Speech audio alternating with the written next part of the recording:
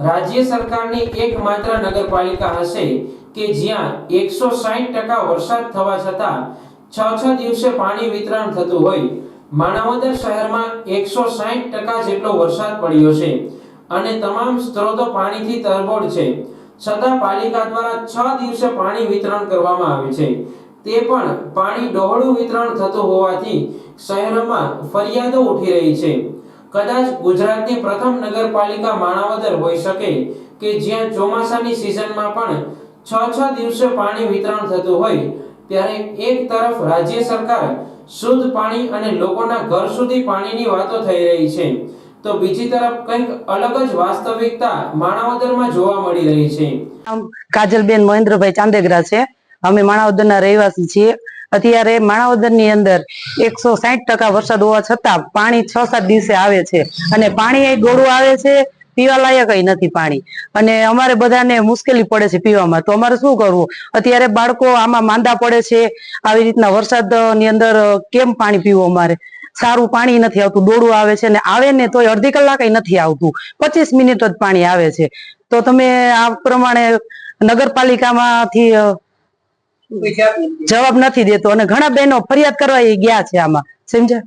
માણાવદર શહેરમાં સારો વરસાદ પડતા માણાવદર નગરપાલિકાના હસ્તકના જાંબુડા, સુલતાનાબાદ સહિતના તમામ કુવાઓ પાણીથી ભરાવા છતાં શહેરમાં ડહોળું પાણી વિતરણ થઈ રહ્યું છે। માણાવદર શહેરમાં પાણીજન્ય રોગોનો સતત વધારો થઈ રહ્યો છે અને સરકાર સહિત ખાનગી હોસ્પિટલો દર્દીઓથી ઉભરાઈ રહી છે। પાલિકા પાસે પાણીને શુદ્ધ કરવાનો ફિલ્ટર પ્લાન્ટ પણ નથી, જેથી માત્ર ક્લોરિનેશન કરીને પાણી વિતરણ કરવામાં આવે છે। ત્યારે સરકાર માણાવદર શહેરને ફિલ્ટર પ્લાન્ટ આપે તો લોકોને શુદ્ધ પાણી મળી રહેશે। અશ્વિનભાઈ મણવર, માણાવદર પૂર્વ નગરપાલિકા સદસ્ય। આજે માણાવદરની અંદર 160% જેવો વરસાદ થયો છે। 160% જેવો વરસાદ થવા છતાં પણ 6 દિવસે માણસોને પીવાનું પૂરતું પાણી 6 દિવસે મળે છે, પણ 6 દિવસે કેવું પાણી મળે છે? તમે વિચારો, માણાવદરની જન આરોગ્ય સાથે માણાવદરના વહીવટદારો કેવું શાસન કરે છે કે માણાવદરના 6 દિવસે જે પાણી આવે છે એ પાણી કેવું પાણી?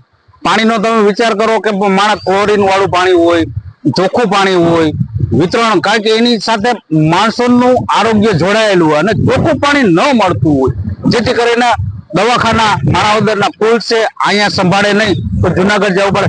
પાણી કેવું? આપણે પાણી બતાવીએ છીએ કે માણાવદરનું અહીંયા જે સંપનું પાણી આવે છે તે જુઓ અને દાળનું પાણી આવે છે તે જુઓ। આ પાણીનું વિતરણ અહીંયા કુવામાં થાય છે। કુવાનું પાણી માણાવદર આખામાં વિતરણ થાય છે અને એ કેવું પાણી આવે છે કે પીવા લાયક ન હોય। માણસો પાસે એવી સુવિધા ન હોય કે માણસો પાણી ગરમ કરી શકે, માણસો પાસે એવી સુવિધા ન હોય કે એની પાસે ક્લોરીનની ગોળીઓ હોય જેથી કરીને પાણીમાં નાખી શકે। ક્લોરીન નાખ્યું છે કે નથી નાખ્યું આપણને ખબર નથી, પણ માણાવદરના આરોગ્ય, જન આરોગ્ય સાથે મોટા ચેડા થાય છે અને આ પાણીનું વિતરણ 6 દિવસે થાય છે 160% વરસાદ થવા છતાં।